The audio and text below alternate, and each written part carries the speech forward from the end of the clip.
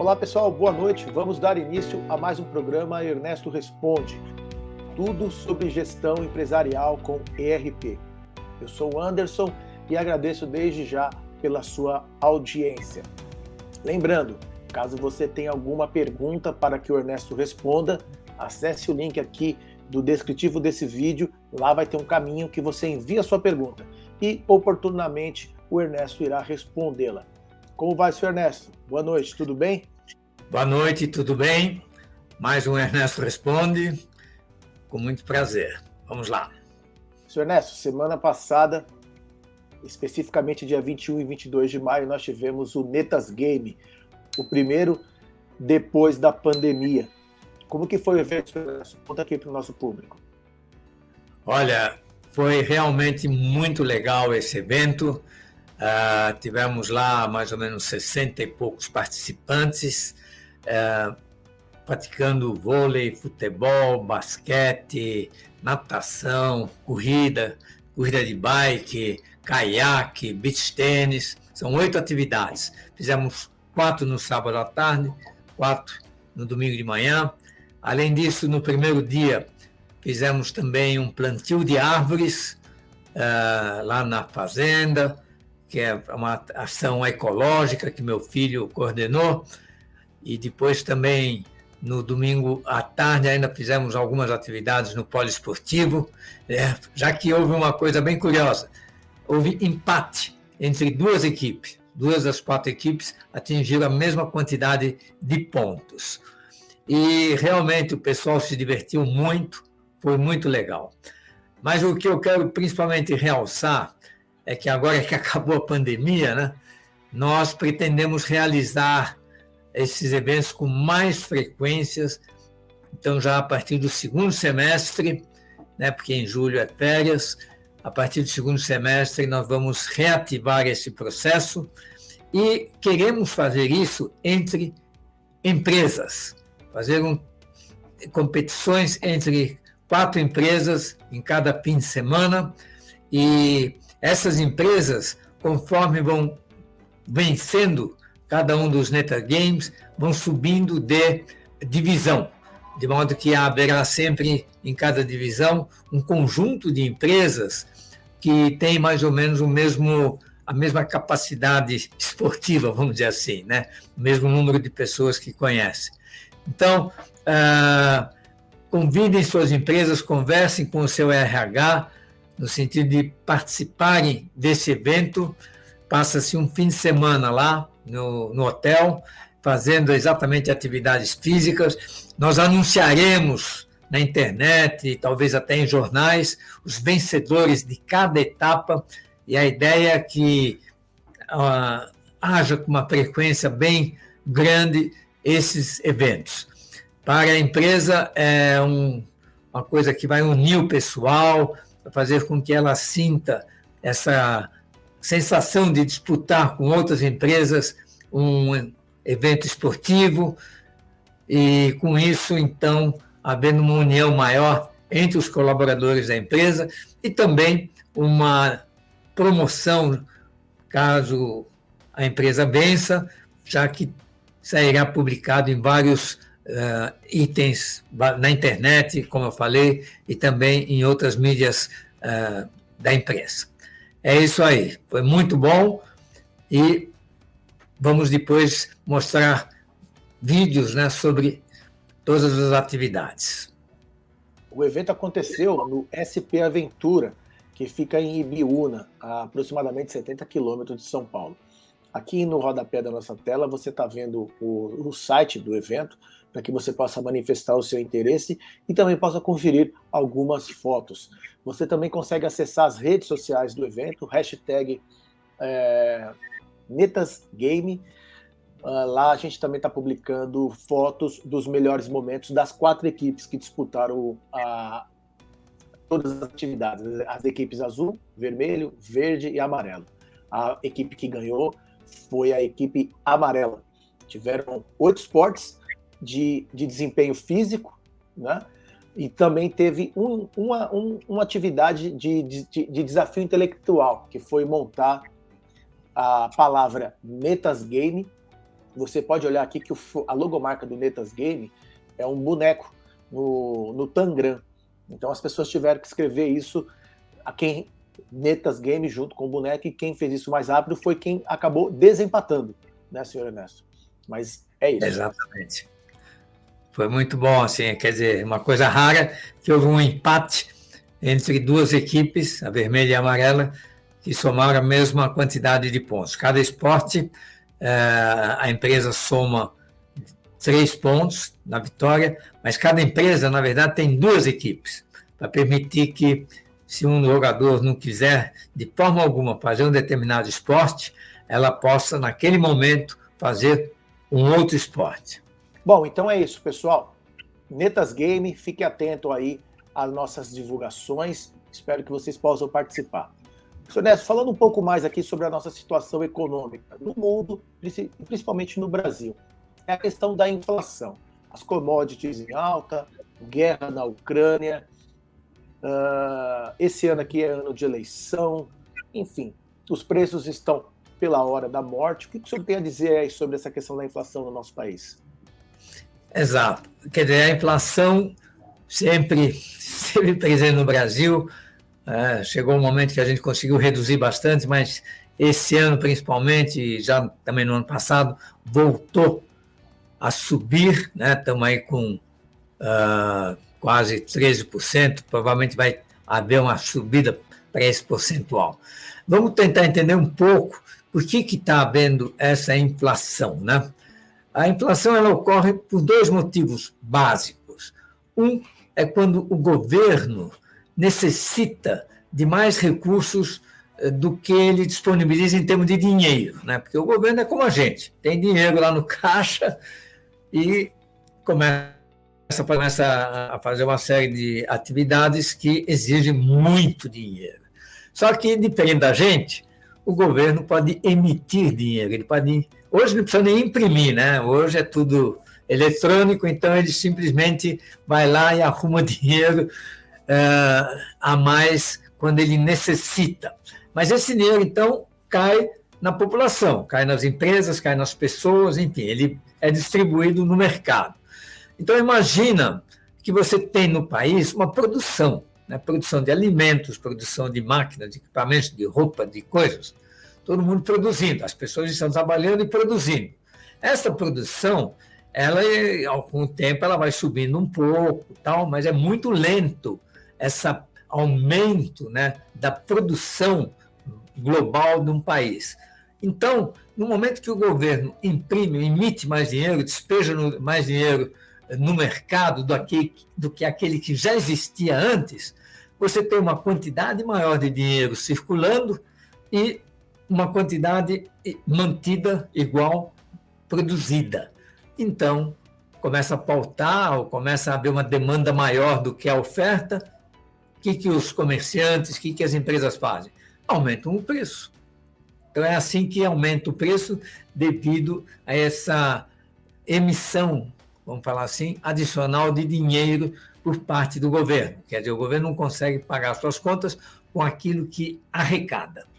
A segunda causa que provoca também a inflação, mas isso até no momento atual não é uma causa muito forte, é a taxa do dólar, o câmbio, né? Então, o câmbio nosso chegou aí a 5,30, 5,40 há uns meses atrás, e agora até que deu uma recuada, né? Voltou para 4 e alguma coisa. Bom, por que o dólar sobe ou desce? O dólar sobe ou desce de acordo com a necessidade, vamos dizer assim, no governo, de dólares. Porque quem faz a transação com o mercado exterior é o governo. Não é você que vai lá e paga em dólar um produto que foi importado da China. Ou assim como quem exporta, por exemplo, você é um agricultor, você vai exportar, não é você que recebe os dólares lá do país que comprou os nossos produtos e põe no seu bolso. Você continua operando com real. Então, quando você importa, você vai lá, dá o real para o governo e o governo paga o cara que exportou lá de fora em dólar. Então, o governo é que tem os dólares. Hoje algumas pessoas têm dólar, tal, não está mais tão rigoroso assim a aquisição de dólares, mas, de qualquer forma, quem tem a bufunfa mesmo dos dólares é o governo. Então, no caso de haver uma importação maior, começa a sumir os dólares que estão na mão do governo. E o governo também recebe dólares, né? Quando então se exporta, principalmente produtos agrícolas, lá para a China ou para vários países do mundo, você vai receber real, enquanto que o governo vai receber o dólar. Quer dizer, o governo vai receber o dólar lá do país que recebeu a mercadoria, vai pegar esse dólar, vai ver a cotação do dólar e vai te pagar em real. Entendido isso? Quer dizer, o dólar fica só lá no governo. As pessoas, tanto que importam como que exportam, trabalham só com real. Enquanto que os outros países que recebem importação do Brasil ou exportam para o Brasil, recebem em dólar. Bom, qual é o problema? O problema é que, se a gente importar muito e exportar pouco, acaba o dinheiro do governo. Então, quando acontece esse fato, o governo pega e aumenta a taxa do dólar. E, curiosamente, estamos aí numa época em que o dólar está baixando, né? Ele estava 5 e pouco, agora ele está 4 e pouco, 4 e muito. Por quê? Exatamente porque o Brasil, nesse momento, está exportando muito alimento, porque está faltando lá alimento, quer dizer, nessa situação da guerra, da Ucrânia e tal, o Brasil até que ficou numa situação confortável, porque aqui os países do hemisfério sul, de uma forma geral, estão alheios a essa guerra. Então, eles estão conseguindo exportar tal, mais do que os outros países. E, com isso, então, a balança comercial está positiva. Ou seja, o governo está recebendo mais dólares do que está gastando com as importações. Aí, o que ele faz? A taxa do câmbio cai, porque está sobrando dólar, tal, podemos diminuir o custo das importações. Pessoal, nós estamos exportando mais do que importando. Então, são esses dois pontos que provocam, vamos dizer assim, a inflação. Hoje, ela está alta exatamente por causa desse déficit governamental, que está jogando reais que ele não tem, está imprimindo, vamos dizer assim, está criando, e com isso, então, os preços sobem, porque tem mais dinheiro no mercado do que a capacidade da produção de atender a compra de produtos com esse dinheiro que está no mercado, né? Vamos pegar um exemplo bem simples de entender, é exatamente esse benefício que o governo dá, com muita justiça, àquelas pessoas que estão aí passando problemas devido à pandemia, tal. Então, o governo vai lá e, pimba, dá lá um auxílio em dinheiro, né? Nem sei mais como é o nome, porque tem tanto auxílio que o governo dá às classes mais desfavorecidas, tal. Então, esse dinheiro a mais faz com que esse pessoal vai lá e compre. No momento que eles compram, está havendo uma demanda, uma compra maior do que a capacidade de produção, e aí os comerciantes vão lá, vou aumentar o preço. Está havendo uma demanda forte, ele aumenta o preço. Então, é isso que provoca a inflação, pessoal. Infelizmente, o Brasil, ele consegue, né, de vez em quando, lembra? Está com a Selic aí a R$2, R$1, sei lá, bem baixa. Quer dizer, a Selic é exatamente o reflexo da taxa de juros, da taxa de inflação que nós estamos tendo, em real, certo? Então, vamos ver aí se resolve essa posição, quer dizer, o governo precisa realmente controlar o seu dinheiro para evitar de, vamos dizer assim, criar dinheiro novo, porque no momento que ele cria dinheiro novo, inflação. Essa daí é mais uma das perguntas relacionadas à inflação que chegaram para a gente. Você aí que está chegando no nosso programa agora, você tem acesso a todas as perguntas que o Ernesto respondeu na playlist Direto ao Ponto. Dá uma olhadinha lá que tem muita coisa interessante. Mais de 300 questões já foram contempladas aí em quase um ano de programa. Senhor Ernesto, conforme a gente tem falado aí semanalmente, nós estamos colocando entrevistas realizadas pelo Ernesto no ERP Summit. E uma delas foi com Valdemar Lobo, que atualmente é vice-presidente da ACESPRO, de articulações políticas. O Ernesto, que também já foi, que inclusive, na verdade, né, O Ernesto, que inclusive já foi presidente da CESP no começo dos anos 2000, fez diversas perguntas aí. Vamos acompanhar.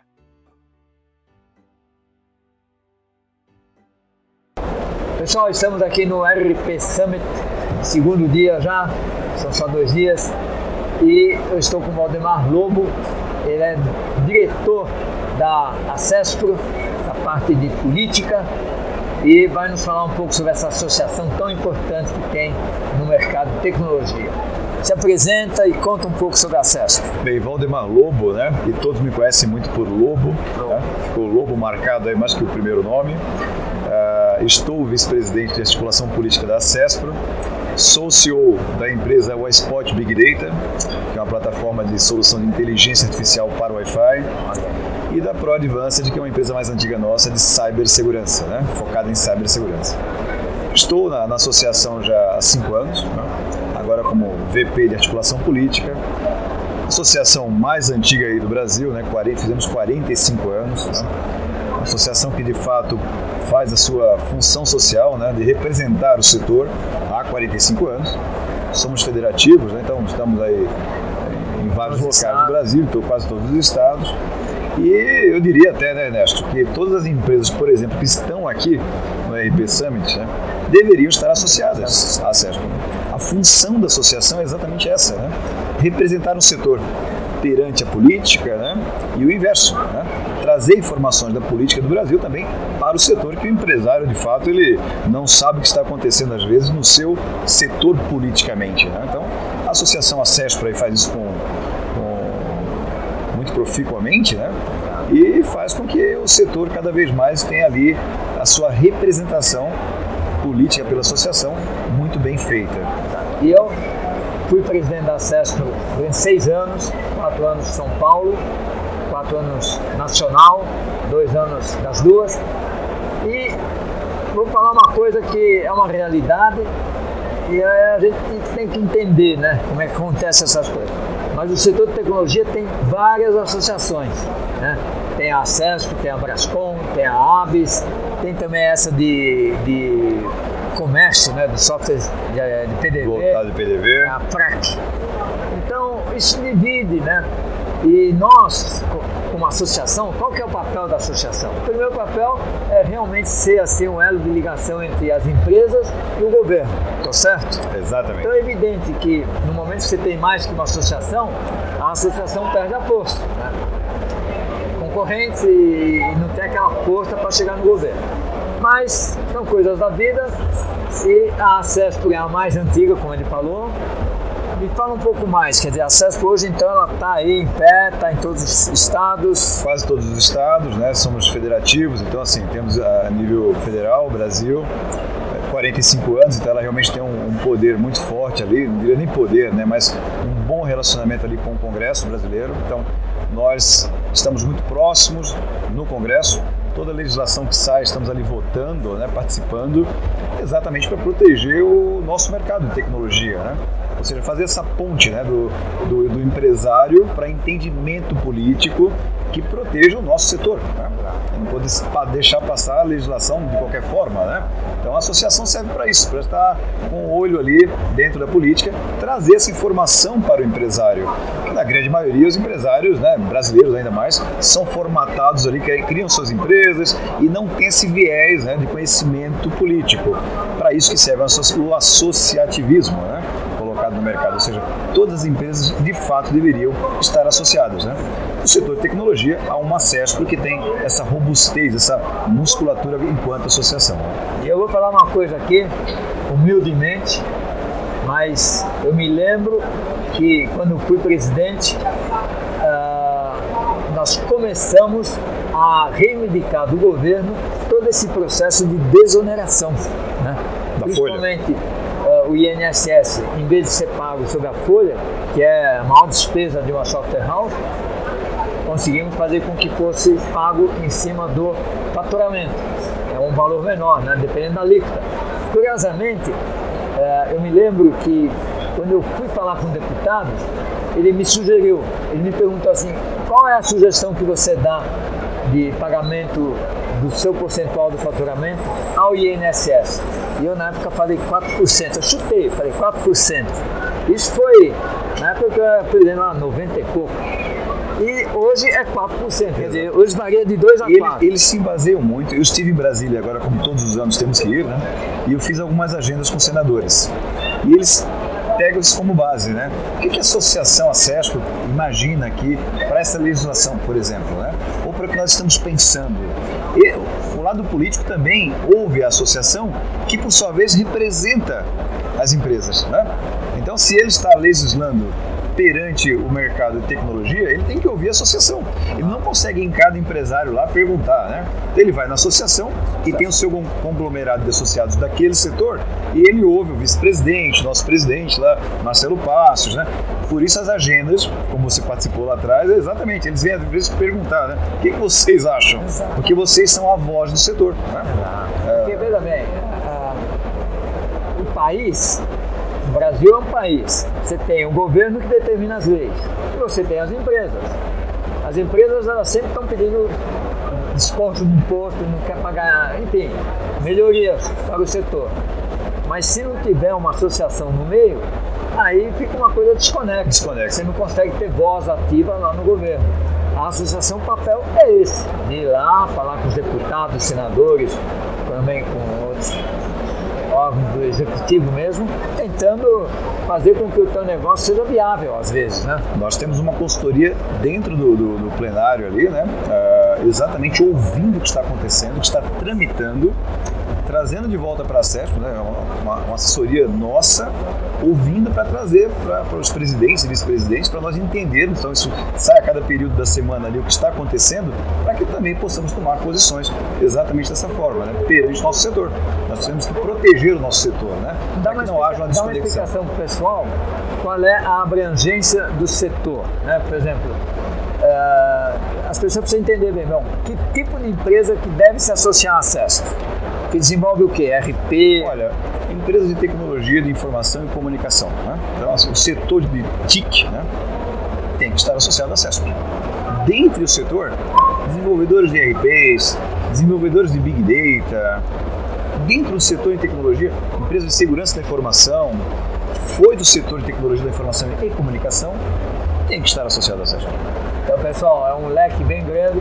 Se a sua empresa mexe com isso, associe-se à CESP, é uma mensalidade super barata. Quanto é que está a mensalidade? Ela depende do faturamento. Nós temos um teto, né? E obviamente isso é na tratativa ali do nosso pessoal do comercial e obviamente protegemos muito ali quando a empresa pretende associar-se. Ou seja, quero dizer com isso, se a empresa é muito pequena, né? Poxa, mas eu preciso de uma taxa de associativismo um pouco menor. É analisado caso a caso, né? E adequa-se. Então, pessoal, vocês que trabalham com tecnologia, procurem se associar à CESP. E se você realmente for uma pessoa que gosta de política, gosta aí de tratar desses assuntos econômicos e tal, frequente com bastante vigor a associação e tente até ser um dos executivos, né? Um dos diretores lá, porque também falta isso, né? Numa associação, normalmente você não é remunerado, você está lá mais para atender o setor, para realmente dar um benefício. Mas você ganha um conhecimento enorme, porque você vira e mexe, está indo para Brasília, aí você conversa com os deputados, com os senadores, assim você se vê como é que eles trabalham, é muito bacana, é uma atividade bem interessante, vamos dizer assim, de crescimento da pessoa que está exercendo, né, um órgão lá importante. Eu aprendi muito com o presidente da CESP. De fato, eu estou empreendendo há muitos anos, né? E o nosso querido Arildo, né, amigo nosso aí, me trouxe na ideia de, Lobo, eu preciso de empreendedores na diretoria. Isso. Pra gente dar uma aceleração aqui em São Paulo, né? Começou assim há 5 anos atrás a conversa, caramba, Arildo, mas eu não entendo muito bem de associação. O empresário não entende tanto, né? E aí ele me cooptou, entrei e realmente o Ernesto acabou de falar. Traz um esclarecimento muito bom e diria mais, né? Como frase para os empresários. Nós precisamos estar atuando como cidadãos e como empresários, no meio político. E tem que usar a associação para isso, né? Então, não pode se abster, falar, não, a política é outra coisa. Não, a política é o nosso mundo, política, né? é imposto. É o nosso país, né? Pagamos imposto. Então, precisamos estar atuando também, a associação hoje a CESP está onde? Estamos na Alameda Santos 880. Uma série bem legal. Uma série muito legal, do lado da Paulista, né? Pode conhecê-los lá. Eles, como empresários, podem chegar lá e pedir uma sala emprestada. Pode pedir sala emprestada, com minha participação em algumas reuniões, se precisarem, para esclarecer alguma coisa. Estamos sempre muito acessíveis, né? Toda a diretoria, nossa presidência também, Marcelo Passos. Legal. Muito bom, muito obrigado. Ernesto, eu que te agradeço. E é importante, porque o pessoal que nos ouve são realmente jovens, que amanhã serão empreendedores, executivos de empresas importantes aí no ramo de tecnologia. Precisamos renovar, né? Sem dúvida. Fazer essa garotada. Ernesto, muito obrigado, hein? Legal, excelente entrevista. Muito obrigado pela sua audiência. Senhor Ernesto, deixa aqui também o seu boa noite para a nossa audiência e até a próxima semana. Boa noite, pessoal. E nos vemos na semana que vem, sempre aqui no Ernesto Responde. Boa noite, pessoal. Até a próxima.